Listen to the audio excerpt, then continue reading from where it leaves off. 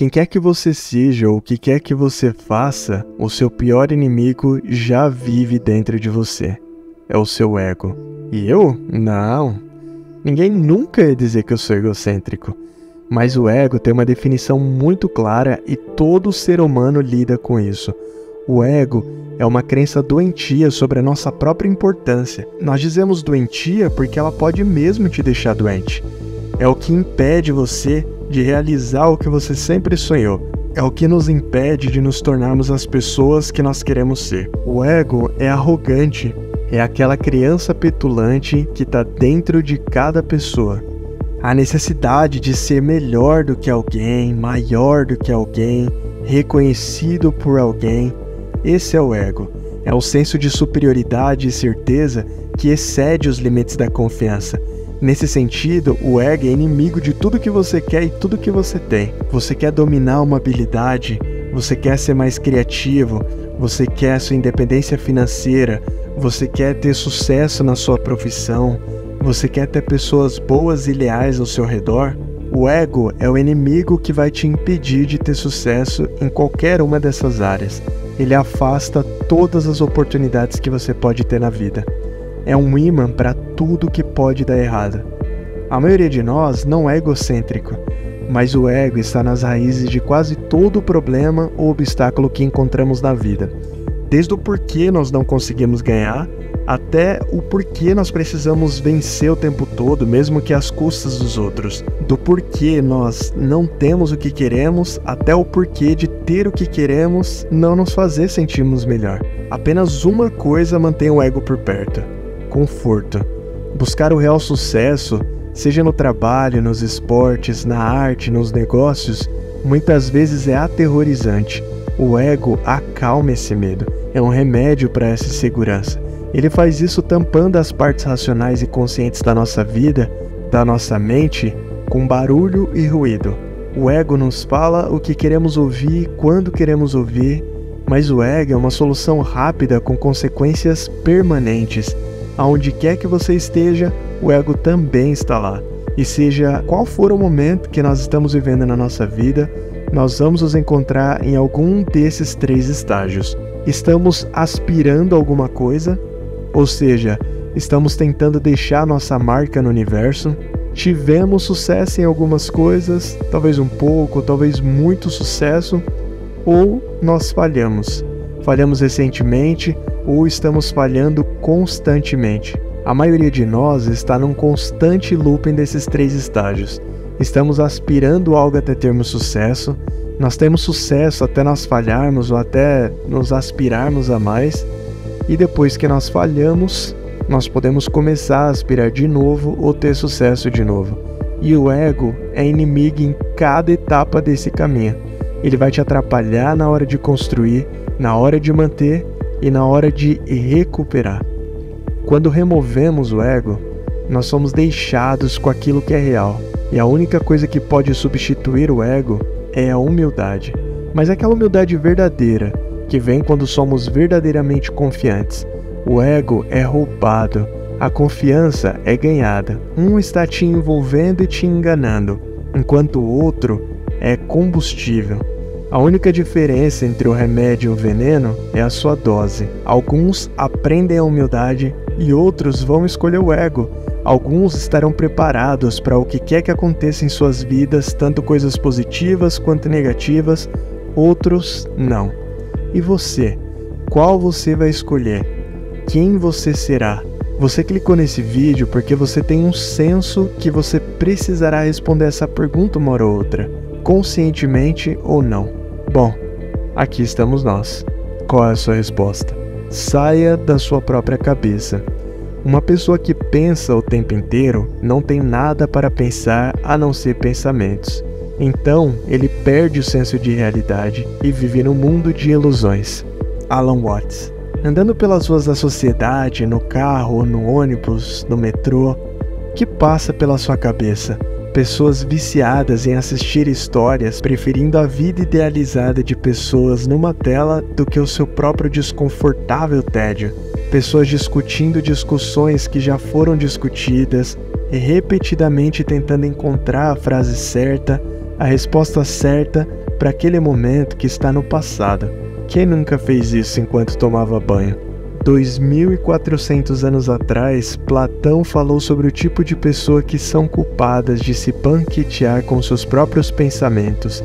Era aparentemente comum encontrar pessoas que já naquela época, ao invés de descobrir como algo que eles desejam pode acontecer, eles ignoram isso para evitar reflexões cansativas sobre o que eles devem fazer. Eles têm o prazer em pensar em tudo o que eles vão fazer quando tiver tudo o que eles desejam e se tornam assim preguiçosos, com almas ainda mais preguiçosas. Pessoas reais preferindo viver paixões, sonhos e metas na ficção do que viver na realidade. E se você não tomar cuidado, uma estação de rádio barulhenta vai tocar na sua cabeça 24 horas por dia. O alto-falante direito do nosso ouvido interno virá um fluxo interminável de autoengrandecimento, a recitação de sua especialidade, de quão mais aberto, brilhante, incompreendido e humilde você é.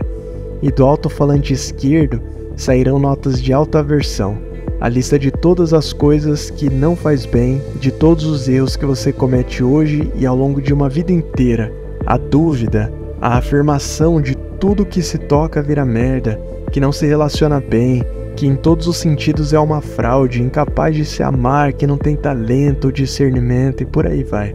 Qualquer um pode cair nas presas desse narrador interno, bom e ruim. É comum pessoas jovens e ambiciosas ou pessoas que possuam algum tipo de objetivo se empolgar e ser inundado pelos seus pensamentos e emoções. Se você já passou por isso, me conta aqui nos comentários.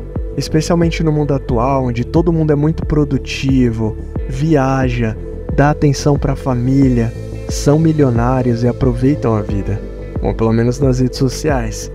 Somos encorajados a contar essas histórias na internet. Depois de algum tempo, esquecemos da linha que separa a ficção da realidade. Existe um fenômeno na psicologia que é conhecido como audiência imaginária. É ainda mais comum na adolescência. Lembra quando você tinha 15 anos e você achava que a escola inteira estava pensando sobre você e sobre um pequeno incidente que aconteceu com você e que na verdade ninguém tinha nem notado? Ou quando aquela pessoa passa 3 horas em frente ao espelho todas as manhãs como se ela estivesse prestes a dar um espetáculo. Tem que estar com a aparência perfeita. As pessoas fazem isso porque elas estão convencidas de que cada movimento dela está sendo assistido com total atenção pelo resto do mundo. Todos nós estamos suscetíveis a essas obsessões da mente. Quanto mais criativo você é, mais fácil você perde o senso da realidade imaginando coisas, tanto positivas quanto negativas. Então, como podemos apreciar o momento presente? Viver claramente o momento real e presente demanda coragem. Então não viva cercado pela névoa do abstrato. Viva com o real, e especialmente se for desconfortável. Faça parte do que acontece ao seu redor. Tire proveito disso. Não tem ninguém que você precisa performar para essa pessoa. Não tem ninguém assistindo o seu espetáculo. Só trabalho a ser feito e lições a serem aprendidas. Sempre seja um estudante. Todo homem que encontro é um mestre em alguma coisa, e nisso eu aprendo com ele. Gengis Khan ficou conhecido na sua época como imperador do mundo. A história dele é recheada por anseio por sangue e terror, mas ele foi um dos estrategistas mais geniais que já viveram. Ele foi um perpétuo estudante, cujas vitórias muitas vezes era resultado da sua capacidade de absorver as melhores tecnologias, práticas e inovações de cada nova cultura que o seu império tocava. Gengis Khan não era um gênio como um biografista escreveu.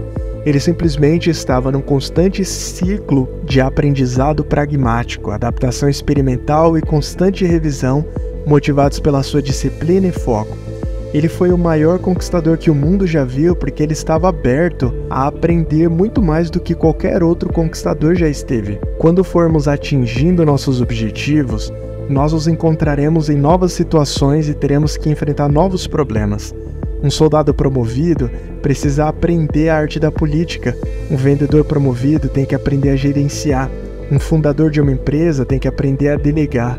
Um chefe que se torna dono de restaurante vai ter que aprender muitas outras coisas para ter um bom negócio, além da cozinha. O fisicista John Wheeler certa vez disse que à medida que a nossa ilha do conhecimento cresce, também cresce a margem da nossa ignorância. Em outras palavras, cada vitória e avanço que faz um clã ficar cada vez mais esperto também faz ele dar de encontro com novas situações que nunca viu antes. E na vida é exatamente a mesma coisa. Se o seu sonho é se tornar um médico, você precisa primeiro resolver o problema de passar no vestibular, mas depois você tem que aprender a lidar com a correria e loucura da faculdade, e depois você se formou. Mas agora você precisa lidar com a correria do trabalho, finanças, impostos, dar atenção para a família, abrir um consultório, buscar oportunidades de emprego. Ou seja, o looping nunca acaba. E quanto antes percebermos isso, melhor lidaremos com a vida. É preciso um tipo especial de humildade para entender que você sabe menos, mesmo sabendo e entendendo cada vez mais. Com a realização vem uma pressão crescente para fingir que sabemos mais do que sabemos, que já sabemos de tudo. Mas se manter sempre um estudante, mantém você aberto para que as verdades se revelem. Você não fica no seu próprio caminho. Você sabe como saber se alguém é humilde de verdade. O teste é muito simples. Eles observam e ouvem consistentemente. Os humildes melhoram. Eles não assumem "eu sei o caminho". Não importa o que você fez até esse ponto, eu espero que você ainda seja um estudante. Se você não está mais aprendendo, você já está morrendo. Não dá para ser um estudante só no começo. É um processo que você precisa para a vida inteira. Então aprenda com tudo e com todos. Das pessoas que você vence e das pessoas que vencem você. Das pessoas que você não gosta e até dos seus inimigos. Em cada passo, em cada ponto da nossa vida, existe uma oportunidade para aprendizado. Mas muitas vezes a gente está convencido demais da nossa inteligência e ficamos numa zona de conforto. Para garantir que a gente nunca seja burro, a gente sempre vai saber de tudo. Você desiste das coisas no meio do caminho, porque quando você encontra um obstáculo que está difícil de ultrapassar, você não quer parecer burro. O ego escurece a nossa visão sobre as nossas próprias fraquezas até que seja tarde demais para voltar atrás. A solução para isso é simples, mas é desconfortável. Leia um livro sobre um assunto que você não sabe nada. Se coloque num ambiente que você é a pessoa com menos conhecimento dali. Essa sensação de desconforto, um amador é defensivo. O profissional gosta do aprendizado. Eles gostam de ser desafiados e até de passar por humilhações se preciso. O esforço é o suficiente. O que importa para uma pessoa é fazer a coisa certa. Se a coisa certa não funcionar, isso não deve incomodar. Na vida, haverá momentos em que faremos tudo certo, talvez até perfeitamente, mas ainda assim os resultados serão negativos. Falha, desrespeito, inveja, até um bocejo das pessoas à nossa volta. Dependendo do que motiva a gente, essa resposta do mundo pode ser esmagadora. Se o ego domina a gente, não vamos aceitar nada menos do que a apreciação total de tudo e todos. Todos nós damos de cara com os mesmos desafios na busca pelos nossos objetivos. Trabalharemos duro por uma coisa que pode ser tirado de nós. Vamos investir tempo e energia, mesmo que o resultado não seja garantido. Com os motivos certos, você estará disposto a percorrer o caminho, mas com ego, não. Nós temos somente o mínimo controle sobre as recompensas que nós recebemos pelo nosso trabalho e esforço. Avaliação de outras pessoas, reconhecimento, prêmios. Então, o que a gente deve fazer? Não vamos ser justos, não vamos dar o nosso melhor só porque tem chance de não sermos correspondidos? Pense em todos os ativistas que descobrirão que só pode avançar a sua causa até certo ponto. Os inventores cujas ideias definham, pois estavam à frente do seu tempo. De acordo com as principais métricas da sociedade, essas pessoas não foram recompensadas pelo seu trabalho. Então, por causa disso, elas não deveriam ter feito? No entanto, no ego, cada um de nós considerou fazer exatamente isso. E se essa é sua atitude, como você pretende suportar tempos difíceis? E se você estiver à frente do seu tempo, é muito melhor você se concentrar que fazer um bom trabalho é o suficiente. Quanto menos apegado aos resultados nós estivermos, melhor. Com o ego, isso infelizmente não é o suficiente. A gente precisa de reconhecimento, precisa ser recompensado. E o problema é que muitas vezes a gente consegue isso, somos elogiados, somos pagos e começamos a supor que as duas coisas sempre têm que andar juntos. A ressaca da expectativa sempre acontece. Pode ser uma coisa dolorosa ter trabalhado, escalado e superado tantos obstáculos e depois de tudo que tiver feito, achar pessoas indiferentes à sua conquista. Mas se prepare, porque isso vai acontecer. Talvez seus pais nunca fiquem impressionados e orgulhosos por você. Talvez sua namorada não se importe sobre as coisas legais que você tem para falar para ela. Talvez o investidor não veja os números. Talvez o público não aplauda, mas nós temos que ser capazes de avançar. Não podemos deixar que isso seja o que nos motiva. Você será desvalorizado, você vai ser sabotado, você vai experimentar o fracasso, suas expectativas não vão ser atendidas algumas vezes, você vai falhar. Como você continua e se orgulha do seu trabalho numa situação assim? Mude a definição de sucesso. Sucesso é paz de espírito, é um resultado direto da autossatisfação de saber que você se esforçou para fazer o seu melhor, para se tornar o melhor que você é capaz de se tornar.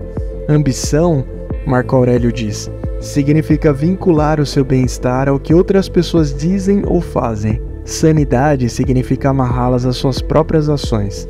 Reconhecimento e recompensa são apenas extras. Rejeição, isso diz sobre eles, não sobre nós. Afinal, o mundo é indiferente ao que nós queremos. Se persistimos em querer e precisar, nós estamos simplesmente nos jogando para o sofrimento. Fazer o trabalho é o suficiente. Se essa mensagem teve algum efeito positivo em você, eu peço que você, por favor, dê like aqui no vídeo para que ela chegue a mais pessoas. E se você ainda não fez isso, se inscreve aqui no canal para receber a sua dose semanal de inspiração, muitas vezes através do estoicismo. Muito obrigado por ter assistido até aqui, um forte abraço e até o próximo vídeo.